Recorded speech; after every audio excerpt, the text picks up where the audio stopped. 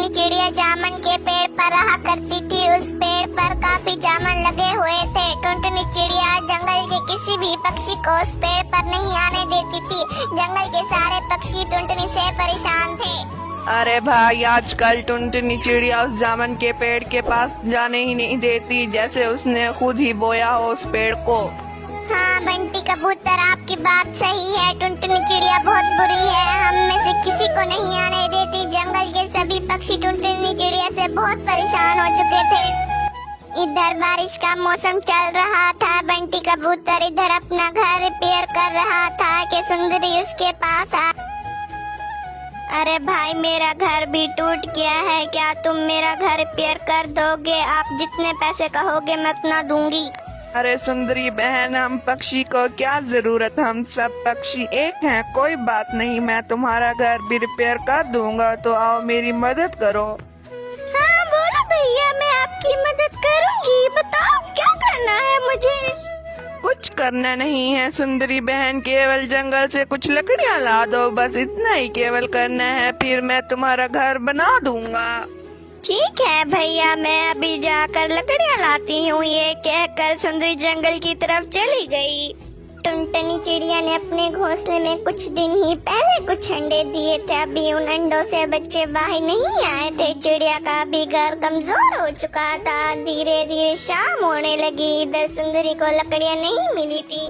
सुंदरी परेशान होकर घर की तरफ चली गई। जब सुबह हुई तो जोर की बारिश हो रही थी। सुंदरी कौवी बहुत रोने लगी। ऊपर वाले, अब मैं क्या करूंगी? बारिश तो शुरू हो गई। इस बारिश की वजह से मेरा घर टूट गया, तो फिर मैं कहाँ जाऊं?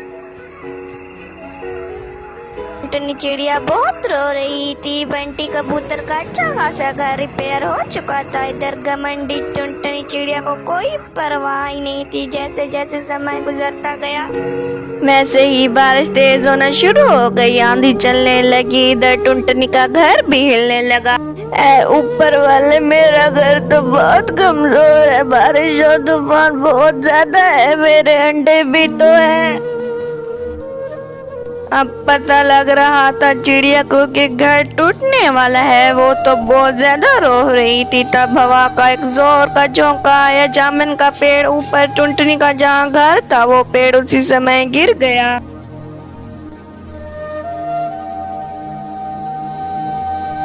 चिड़िया के घर टूट गए। घर टूट जाने के बाद टुनटुनी रो रही थी, लेकिन अब रोने का क्या फायदा? बारिश से पहले ही घर को रिपेयर करा देती, इतना नुकसान ना होता। फिर टुनटुनी चिड़िया जंगल की तरफ चली गई। बंटी कबूतर का घर देखकर उसके घर गई। अरे चिड़िया, तुम यहाँ से चली जा, मैं तुमको अपने घर में नहीं रखूंगा। तुम तो बहुत घमंडी हो।